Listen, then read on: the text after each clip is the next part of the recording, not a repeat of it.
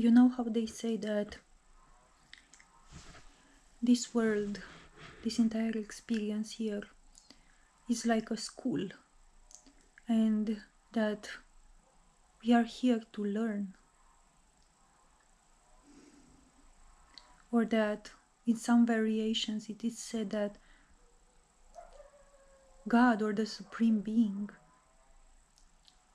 is learning through us about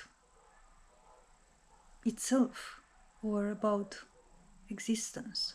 Or in other variations it is said that us ourselves, as souls, we are here to learn about ourselves through this experience, and that this entire experience is like a school.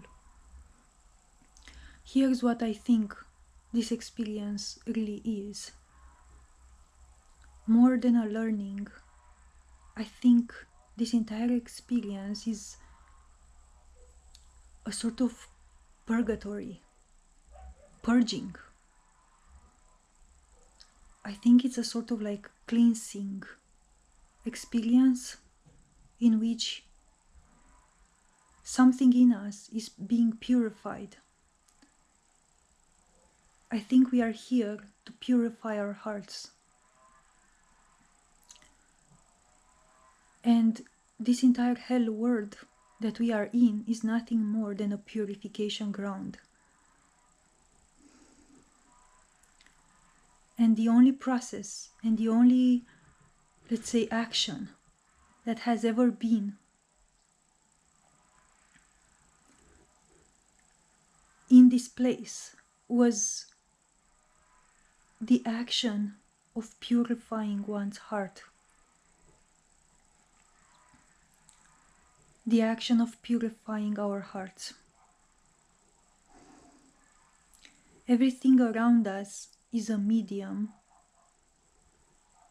a test through which, if met correctly, our hearts can become purer. Everything is here in a way to make us remember who we are, and at the same time purify our hearts, because as we purify our hearts, the consciousness of who and what we truly are is being restored back to us.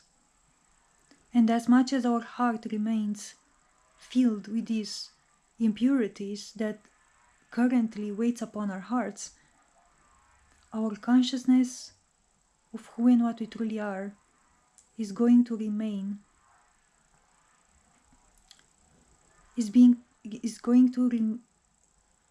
continue to be kept away from us. It is a spiritual exercise. It is a spiritual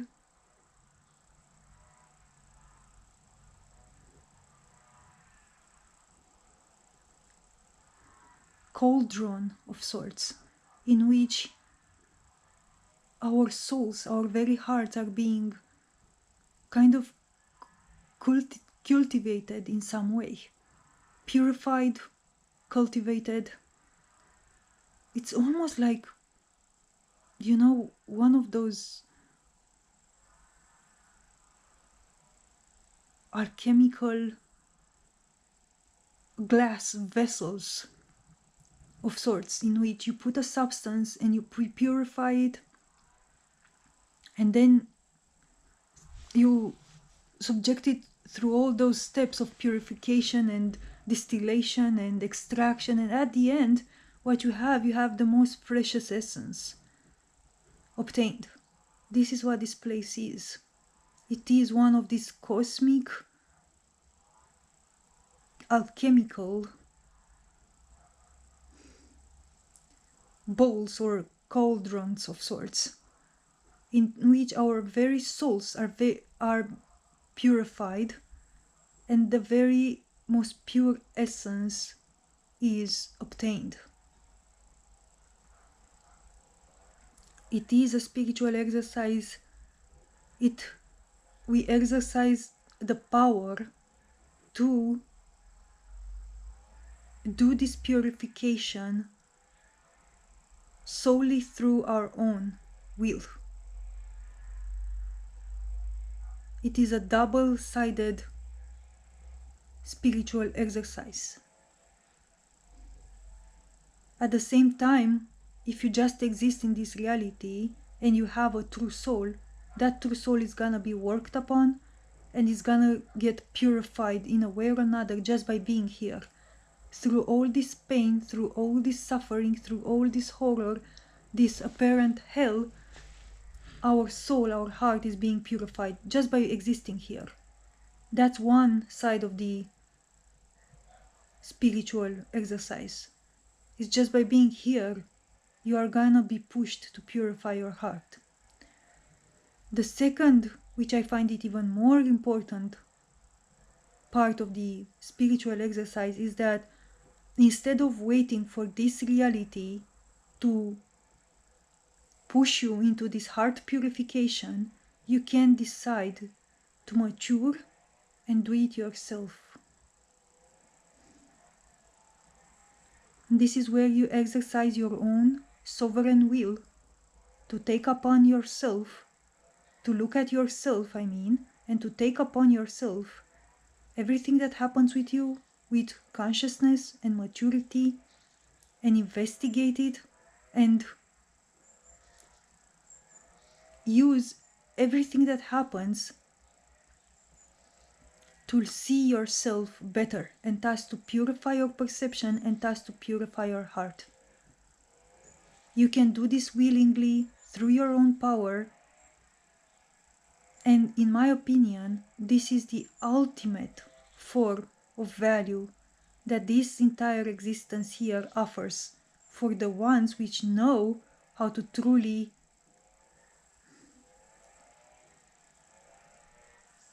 use this experience in its most ultimate form. Make the most, let's say, out of this experience and reap the most amount of advantage and benefits out of this experience. It's if you learn, in a way, colloquially, let's say, to kick your own butt on this process instead of waiting for the life around you to kick you in your butt. If you learn to progress, if you learn to move forward through your own effort, that's an immense value that you obtain as a soul, as a being of life, which nobody else is able to give you if you just wait. If you just wait for the life around you to purify you through its, let's say, fire and ice experiences that it provides. That's one way to do this process. You can just wait and your soul is gonna be purified in the end. You're gonna be put through all these trials, all these tests, and eventually you are gonna emerge and you're gonna, let's say, learn. You're gonna have your heart purified in the end, just by doing nothing in a way, just by allowing this reality to work itself upon you. It's gonna do that. It's gonna purify you in the end. But that's one way to do this process. In my opinion, you can do it the second way, in which you are gonna reap the most advantages out of it. The second way is the willful way, is the conscious way, is the mature way, in which when you understand, in which you understand what this reality is, you understand the exercise that it is, you understand the immense advantage that it presents to you, and you mature, you grow, and you take your own, let's say, you pick your own trousers from, you pick up your own trousers and you start walking your own path, purifying your own heart willingly on your own, without waiting for this reality to kick you in your butt time and time again, so that it has to push you forward. You push yourself forward. This is the ultimate advantage that a real being can take out of all this experience, is that we are growing something immeasurable through this second way of walking this journey, through this willful way. We are basically growing our own sovereign personal will. This is how you grow the will of God itself. This is how you become God. It's by becoming a sovereign being with sovereign will. Disregard all that nonsense with free will. You've never had free will. You've always been controlled by the forces in this universe, in this cosmos. The only way in which you start to have will, not free will, but will, true will, is when you start picking your trousers from the ground. You start, let's say, kicking yourself in the butt and moving through your own power on this journey. You start purifying your own heart willingly. You go through the hell willingly. You stop running from the monsters. You stop running from the darkness. You stop running from the hell. You see it, you meet it, and you look at it in the eyes. You see darkness, you see pain, you see sorrow, you see all of this. You say, take me. Do what you have to do. I understand where I am. I know that this has to happen.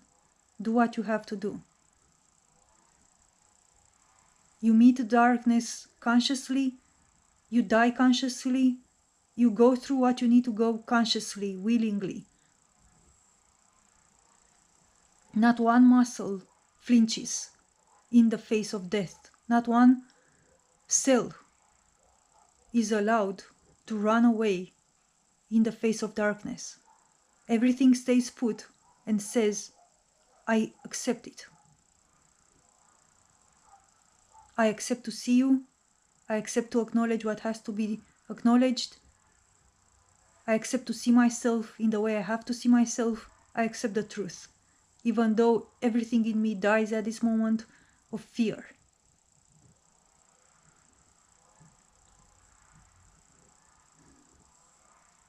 This is how we need to meet life.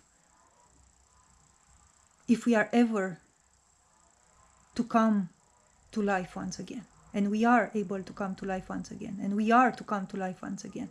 But this is how we can do it through our own power. The other option, as I said, is to just wait. You are gonna wait, and this word is gonna do its thing upon you, and you're going to have your heart purified in the end. But it's not gonna be through your own will. You won't become a, let's say,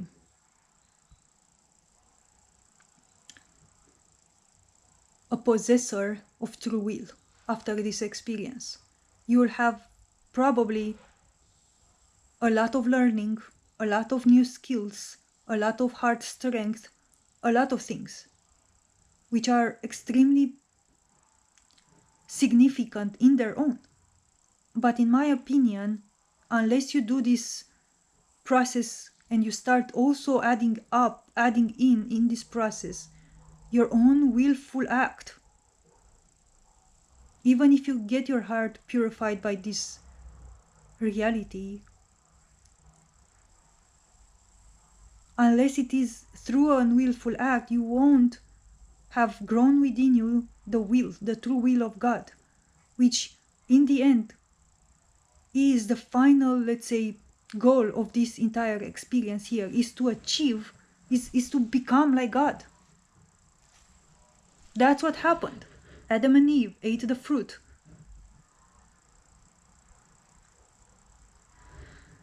The snake told them, you won't die.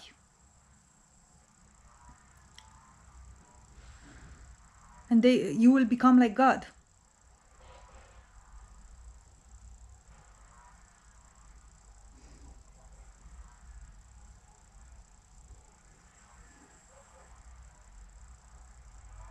And I think I know the process. So the tree of life was about this fire and ice experience that we've experienced here, this duality. And the tree of life, the one that God said, like, lest they eat from the tree of life and they become like one of us, the tree of life is that tree that you have to eat from after the tree of good and evil. After the tree of knowledge, you have to eat from the tree of life. So, I think what happens is the following. Everything is an exercise. The first part of the exercise is the fire and ice experience, in which we understand the multitudes of shades of that make us who we are. And the second part of the journey is the willful act. It's when we accept meeting this experience in a willful way, and this willful act, this is what brings us to life. This is the tree of life. It's will itself, it's creation itself, it's that which gives birth to life itself. It's will, it's the act of will itself. So unless we learn the willful act, unless we self-combust and create this power and force within us, the entire exercise cannot be fully completed. So this is what I believe right now. I believe that this world here is a purification ground, but ultimately in the last, like after our hearts have been, let's say, purified enough, like in an alchemical pot, the last step before extracting that most precious essence is to own the essence, is to own yourself, is to own everything that happened, is to learn how to meet the darkness and look at it in the eyes, meet everything with courage through the power of your own will. That's the last step. It's like you can have an essence extracted out of all that alchemical process, but if you don't see that that essence is you, if you don't own it, then you can have the most precious thing, but you won't be even using it. Or you have to, the second part of the journey is to own ownership. You have to own it, and you can't own yourself. You can't own the essence that has been created through all this alchemical fire and ice exercise unless you put up your own will to accept everything that has happened. That requires will. Nobody can make you, like, yeah, this entire world could be a school. It had taught you all the lessons. You have been going through them time and time and time and time and time again through all these cycles. Death and rebirth, death and rebirth, death and rebirth. It has shown you everything that it could, this world, you know. What more can it do? There are no more lessons. You've learned it all. Now what? Now what? You've learned it all, but you're still here in the cage, encaged by this prison, encaged by this world. Well, now what? It's time for ownership. It's time to own what has been produced by all this pain and all this wisdom and everything that you've experienced. It's ownership time.